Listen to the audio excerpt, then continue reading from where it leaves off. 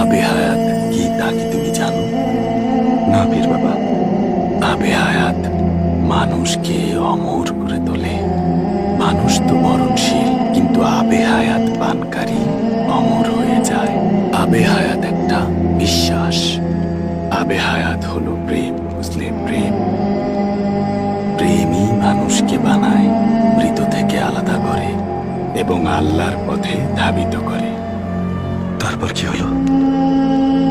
যখন সবাই জানলো, তখন বিপদের পরোয়া না করে ছুটে গেল আবে হায়াতের খোঁজে।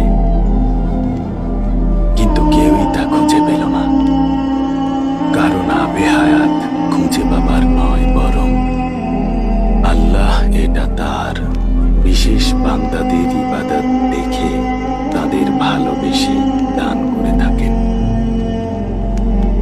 আবে হায়াত আদায় করে দিতে হয়। ওঠো, তোমার হতাশা ছেড়ে ফেলো। শেষ বিচারের ময়দানে যেমন মৃতরা জেগে উঠবে, তেমনি জেগে ওঠো। খিজির আলাইহিস সালামের অপেক্ষায় থেকো না, পথে বেরিয়ে যাও।